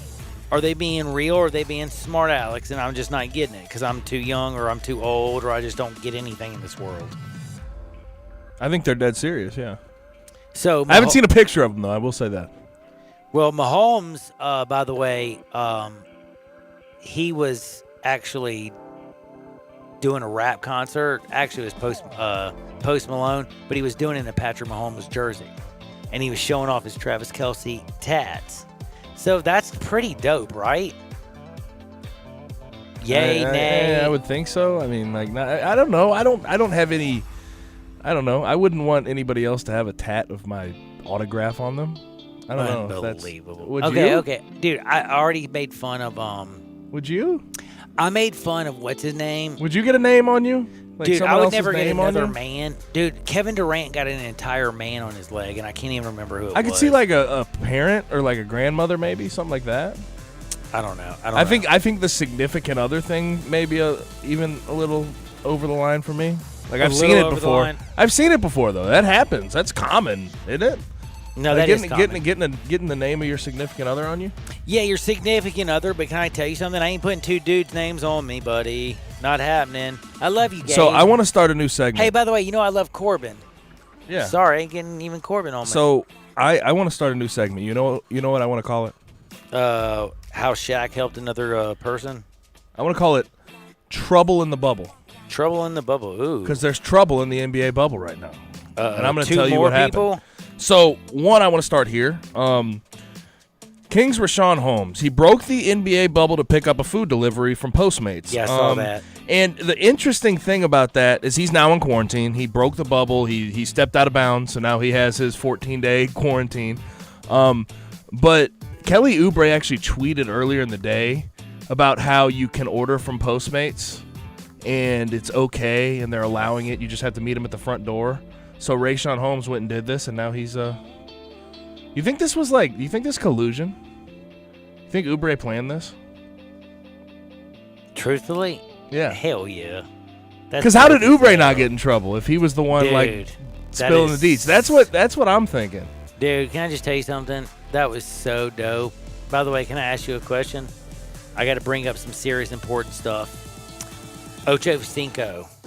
He said he won't beg the Hall of Fame, but he says, I have the exact same stats as Michael Irvin, actually better. Why am I not in the Hall of Fame? I know he won 3 Super Bowls with the damn Super Bowl champs. He also had Emmitt Smith. He had Troy Aikman. He said, I played in Sense of Bleepin' Natty. Why the bleep am I not got a jacket? Honestly, kind of agree with him. Dude, you got better numbers than Michael Irving. You did less coke than Mike. You know? I mean, do you not? Hey, can you not just get a plaque that says? You want to know why though? You had the same stats and you did less yay. When it comes to Ocho Cinco, though, I'm gonna say one thing he is. It starts with a B, and it ends with itchy. Yeah. He gets really itchy about it. Like he complains constantly By the about way, how he's so picked can upon. I just tell you something? He played in less seasons, 1 year less. He has more touchdowns, more yards, more receptions. He caught 766 passes to 750. He had 11,904 yards to 11,059. He had 67 touchdowns to 65. He played 11 seasons to 12 seasons. Now, he ain't got 3 Super Bowl rings, but like he said, damn, son, I played in Cincinnati. Now, we did throw the ball a lot more later on in the world. And I do have to say, better human being. He just Ocho Cinco gives out money to people. Yeah. He's a better human being than Mike Irvin. He complains a lot. Unless you're looking for some coke. And you know what? I would rather run into Mike than Ocho. Because I know if I met Mike, I could be like, yo, you got a little yay in your pocket? No championships. He'd pull out a tutor. Oh, no championships. I think Ocho Cinco should be in. I'll tell you that right now. But he has no championships, and he just complains constantly about it. Like, he never stops talking about how he's not in the Hall of Fame. Yeah, it is very sad. So how long did you think, okay, more trouble in the bubble, you want it or no? Dude, go ahead, bubble trouble, you jerk. Oh, man, if you got something. Well, I got Deion Sanders' son. Yeah, he did. He committed to FAU? Yeah, dude, over Florida State, bro. What do you think about that? Is that saying that you ain't your daddy? Did he get an offer from Florida State? Yes. Oh, really? Yes. That is very interesting. Going to Willie Taggart, huh? Instead of Mike Norvell. Hold on, can I ask you a question? If you were looking at Willie Taggart and Mike Norvell, and I'm just being honest, and I know you played with Mike Norvell. Got recruited by Willie Taggart as well. And you got recruited by Willie Taggart. When I think of Willie Taggart, and I said this years ago, what did I say Willie Taggart would do? Not jack. I said that I've literally gone to the bathroom, and I think I've gone and had a number 2 with more brains than Willie Taggart, damn it. It's like, he can't coach. What did he do? Like, why does he get his opportunity wherever he goes? Where has he made it? Where's he ever gone, Willie Taggart, in his career and made that program better? Western Kentucky. Oh, my God. When was that?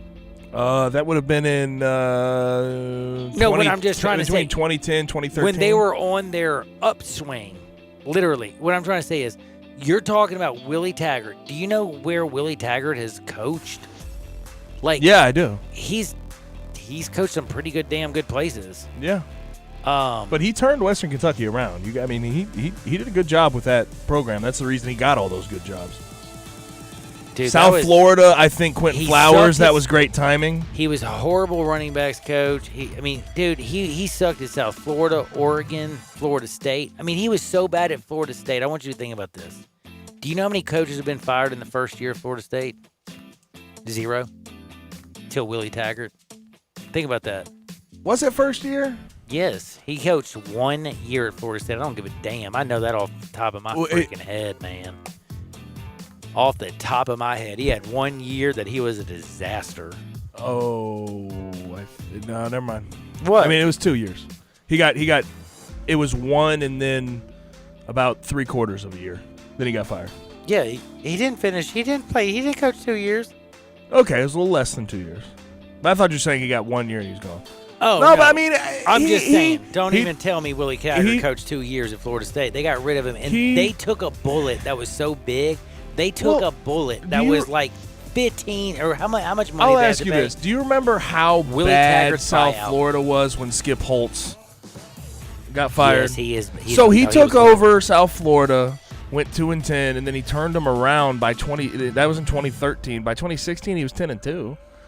I mean, you can't that just Florida State. Do you want to know what the buyout for Willie Taggart was? A lot. Do you really want to know? Yeah, of course.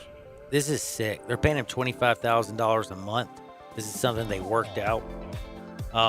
He got $3 million up front to leave, and then they had to pay him $25,000 in retention payments. Basically, Oh, my gosh. For the next 20 years. 12 months. Y'all do the math. But this is all to say that Deion Sanders' son is playing for him now. And, yeah, Deion Sanders. By the way, committed. that's why I brought that up. By the way, that's the whole reason I brought that up. And I want to ask you this. Why the hell would Deion Sanders' son pick Willie Taggart over his dad's alma mater in Mike Norvell is what I'm asking you, Gabe. You want a conspiracy theory? I want to know the truth. Do you want to? Well, I don't have it the ain't truth. Money, I don't know the man. truth, It but I ain't will money, say 'cause this. Deion Sanders is rich. Remember when Deion Sanders' name came up for the Florida State job? Yes, I do. You think he's salty? Oh, damn.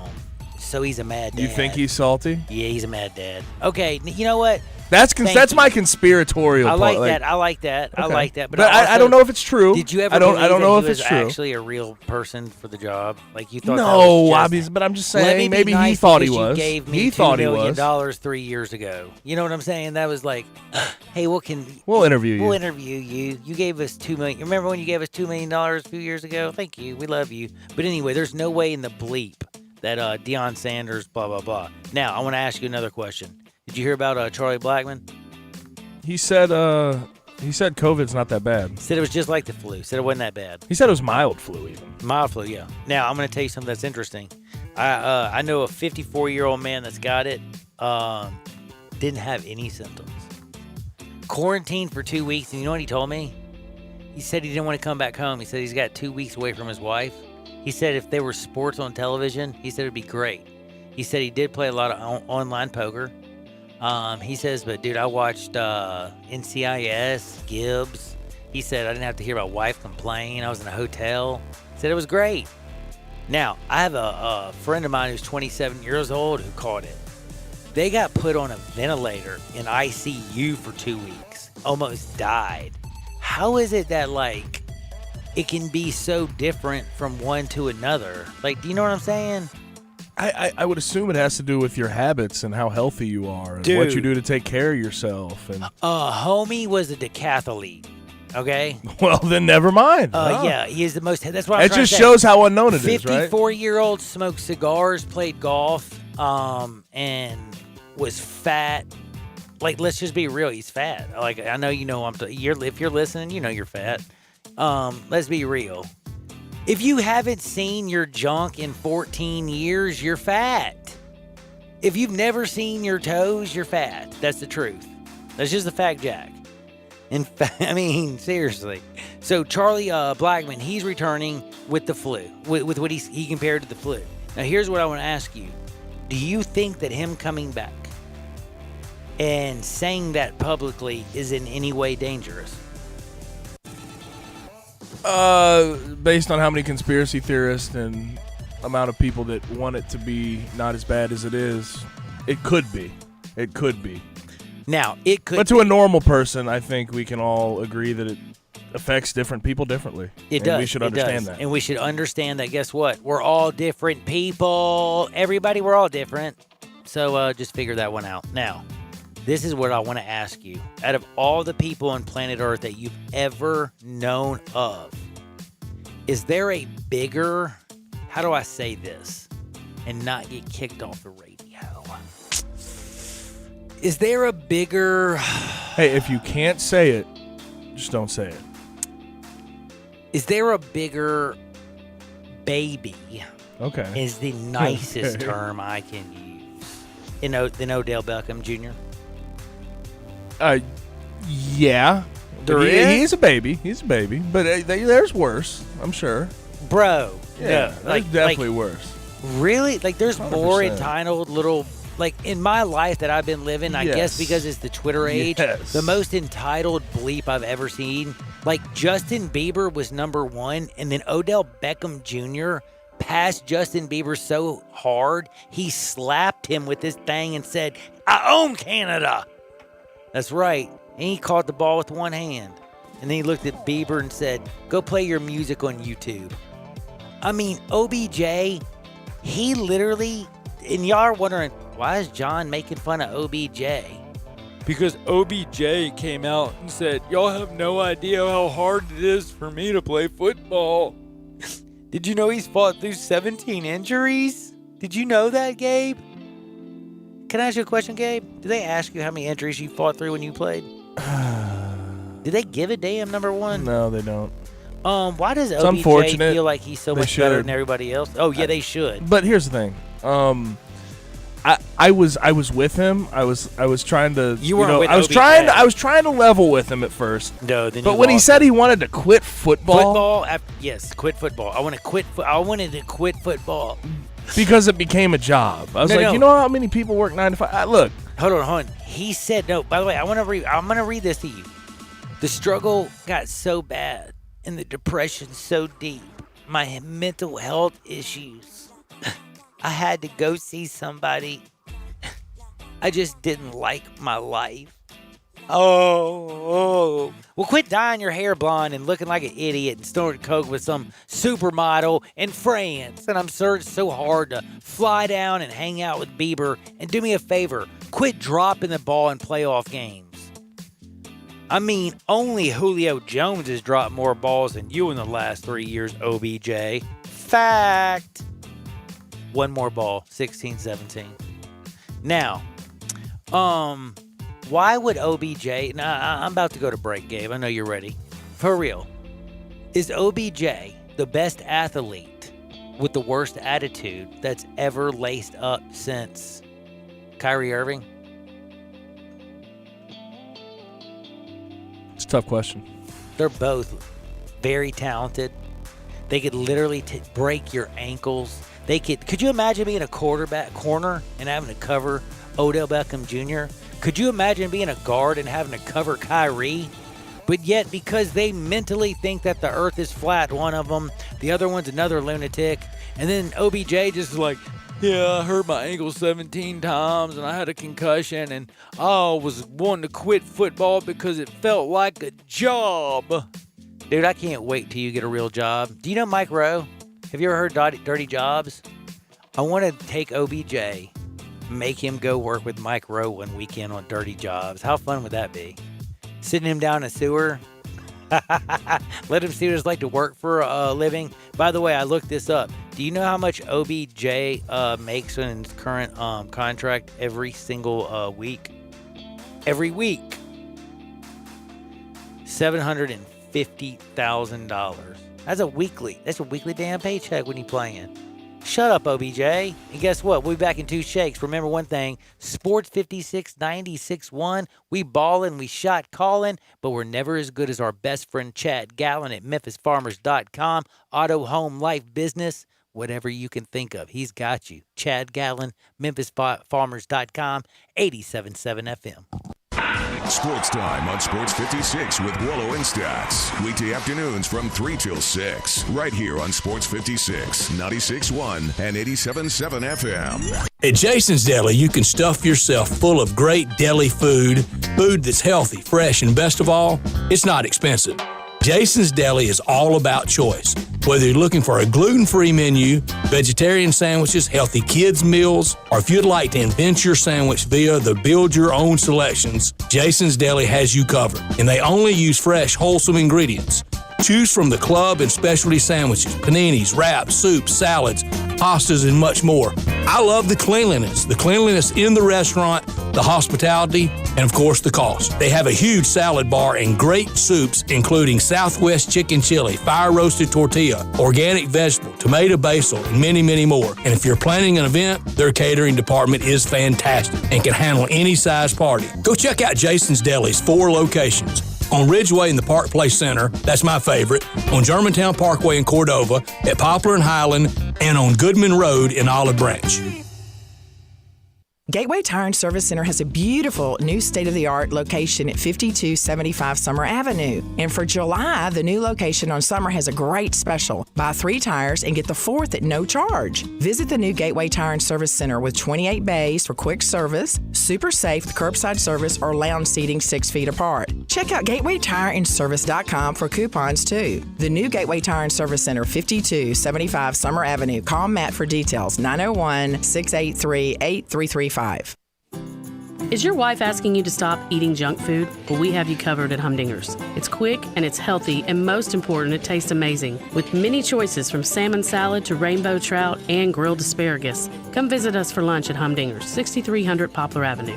So good, Coach Penny eats with us weekly. Don't forget, Humdinger's offers full-service catering for weddings, social events, or your corporate lunches. You can call 901-260-8292 to find out more. I Buy Houses, 901-406-1101. That's 901-406-1101. I Buy Houses. I Buy Houses will buy a house in any area, in any condition, and yes, it's guaranteed to close in 5 days. If you need to sell your home quickly, call 901-406-1101. If you've been through a divorce, if you lost your job, if you're tired of renters, I Buy Houses can get you your money quickly. I Buy Houses will buy your home in Shelby County, DeSoto County, Memphis, Bartlett, South Haven, Horn Lake, Olive Branch, anywhere and everywhere in between in any condition. And yes, they're open 24 hours a day, 7 days a week. I Buy Houses, 901-406-1101. That's 901-406-1101. Grab that pen, 901-406-1101.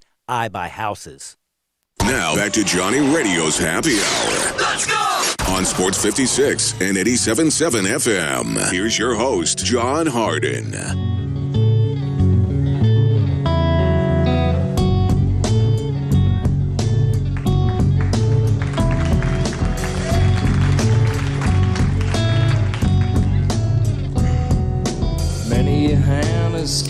I love some Kurt Cobain. I love this. I love this song. Some the folks you know. Talk show host. Let me tell you a little secret. Words are important, but actions are always the most important thing. Gabe Kuhn said a couple words in the last segment. Made me roll my eyes at him. He's like, I got some bubble news. I looked at him and was like, well, I'm moving on to my next story because guess what? I don't want to hear about what's going on in the NBA, and I do know about the two players. And I thought he was talking about in the NBA, there was I don't even know if it's a story. And that's why I'm telling you, I'm not bringing up the story. You already rolled your eyes at me. You already rolled them. This is what I'm trying to. Can't take it back. But the NBA bubble, the stuff that's going down, I thought he was talking about the very thing that came out lately, and that was the schedule, the standings, the people, basically all the important stuff. The two people who are quarantining themselves. There was another person who got kicked out. Did you know that? You heard about that, right? They weren't very important, but they've had two people are in quarantine. Two NBA players are in quarantine, and by the way, do you even know who the two players are? I brought up one, Rayshawn Holmes.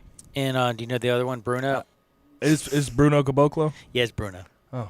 Did you know that? Long-time Grizzly. Why great. weren't they not at first putting Bruno's name out there? No idea. Did you Rayshawn notice that? Holmes was like the main he was one. He was the one that Rayshawn Holmes. They blamed everything on him. Yeah, he has it, and there's somebody else. Well, dude, can I ask you the question? Now that Bruno has it, and my man Russell Westbrook, who's James Harden going to play with? Mia Khalifa. You know James Harden has it too, by the way. Yeah, I don't know if that's, But so. you know that again, he's a Harden. You know how fast he'll slap that down, don't you? It's going down like. But he doesn't spell it the same way. Dude, can I ask you a question? I couldn't even spell till I was like in the 5th grade. Does that really matter?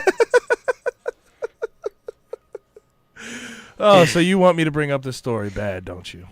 Actually, I want to do this. I'm going to do this because I'm going to let you save this because I do have to say I am. I was a jerk. You have a story that tomorrow is going to make everybody so excited. I also have my guest that's coming on tomorrow that's going to break down some serious, very, very interesting stuff. But I'm going to bring this up in the very last segment. Did you see what Dennis Rodman actually put out? Oh, no. What did he put out? You know I love Dennis Rodman.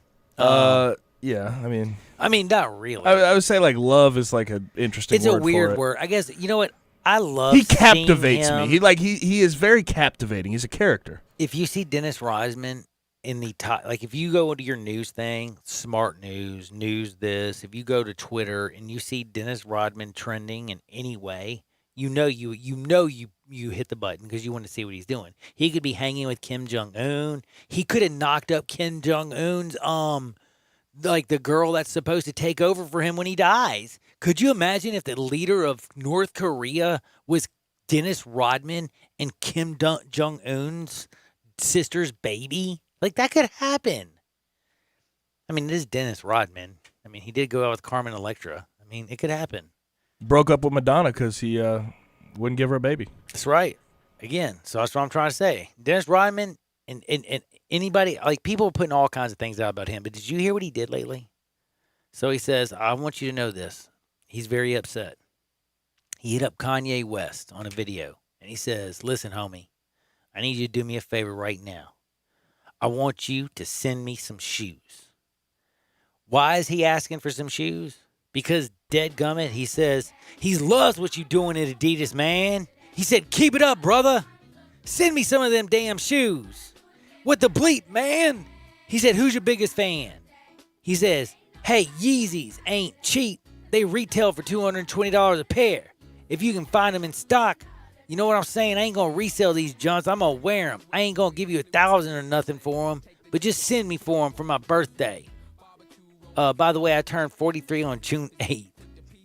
Or I turned 43 on June 8th. Can I ask you a question?